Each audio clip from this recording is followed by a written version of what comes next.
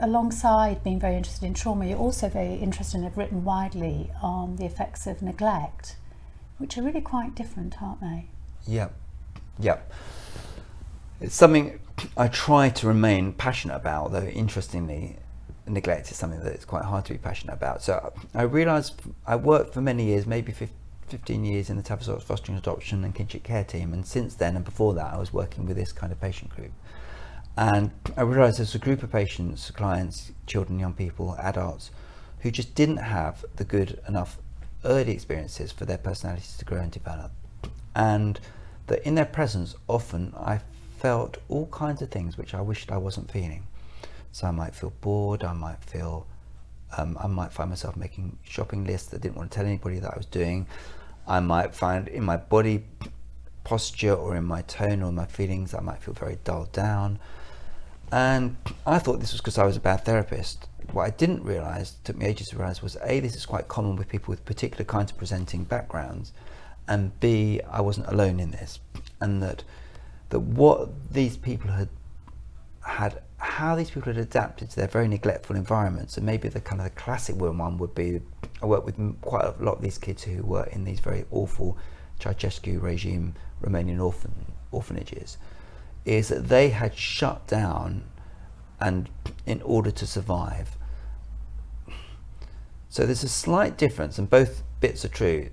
They both had to shut down against the awfulness of there not being growth-inducing human experiences, but also the lack of growth-inducing human experiences meant that certain parts of their brains and nervous systems, etc., just didn't develop. They didn't develop interest in themselves and other people. And so they became very deadened in themselves. Some of them developed quite good cognitive skills, but emotionally they didn't. And the neuroscience is absolutely clear about this. Very, very little capacity often to reflect on themselves and other people, to recognize other people's emotions, because why would they? Because no one's ever recognized their emotions. And so with those people, we often feel, like some people describe with very autistic kids as well, a kind of dullness, a deadness. And then our job is to really process that dullness and deadness in ourselves, to know what it feels like, because in a way that gives us a clue as to what it might feel like to be them. So there's a kind of paradox there. You have to be with it, but if you're so in it that you can't get out of it, and you're making shopping lists and thinking about what you're going to make for dinner, then that is not going to help your patient. You have to really know this feeling, get interested in it, get to know it, and then you have to find some way of hauling yourself out of it sufficiently while not defending against it too much. I think you've described it as one foot in the ditch, haven't you? Yeah. My greatest psychotherapy lesson probably was my first weeks at the Minster Centre when I was training as an adult psychotherapist, integrative psychotherapist. A guy called Dennis Hyde, who I'll never forget, brilliant teacher. And he was making us do role plays, and he said, and then he said, look,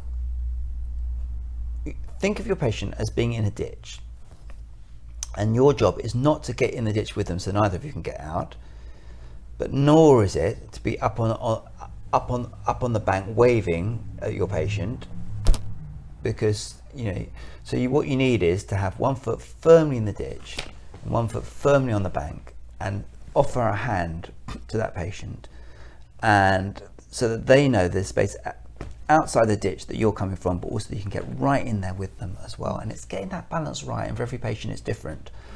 But actually for these, getting in the ditch in effect is when you're dull, bored, not there at all. And so noticing our own levels of dullness and can allow us to move out of that, and then watch.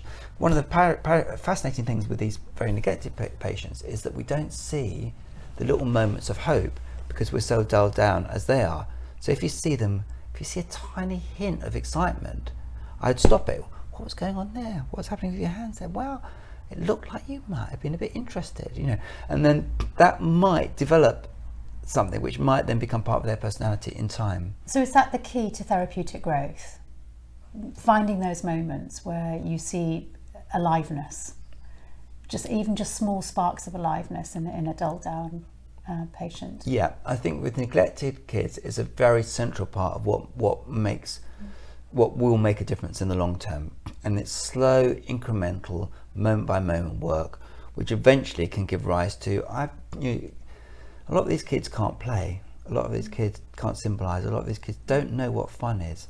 So Jaap Panksepp, for example, talks about the seeking system, the pleasure system. It used to be called the appetitive system.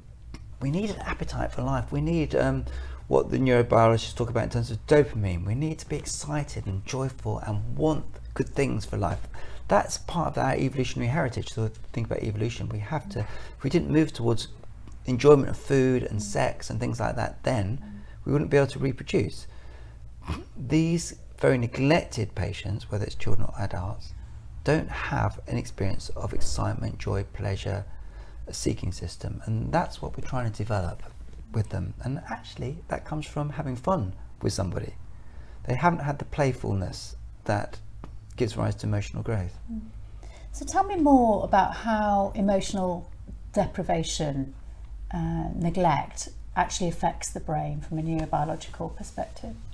Well, I think we'll learn more as we go along. I think the thing about neuroscience is that we think we know a lot because we know an awful lot more than we did 30 years ago, but actually we're probably still at the very beginnings. But we know that, for example, the parts of the brain involved in emotional recognition, recognizing other people's emotions, are much less developed. The parts of the brain involved in autobiographical narrative, telling stories, are much less developed. The parts of the neurochemical system, like the dopamine system, are much less activated. So they don't have excitement and joy and pleasure, as I said. The parts of the body, for example, a lot of these Romanian orphans had very low levels of oxytocin. They didn't release oxytocin when they were cuddled by their adopted mothers in the way that biological kids do, which means that oxytocin is central to trust, love, care, interest in other people's and your own emotions, bonding. So all those things get quite profoundly affected. It's quite hard to re-trigger those processes so that they catch up with, your lovingly brought up child, but you can move in that direction. And I think the other thing about these kids, and actually it's true in all work with trauma, whether it's trauma or neglect, is that we have to note and be really clear when there's been a little step in the right direction. And it's something that I've often talked about with, for example, adoptive families who often feel that because their child isn't like the other kids in their class, that they're failing or the kid's not making progress. But if we go back to where they started, we see real progress. It might be not as far as the other kids, but it's real progress. And once they realize they're making real progress, they feel better, they can help their kids to feel better, and then more progress is possible. If we feel that it's all hopeless, then no progress gets made.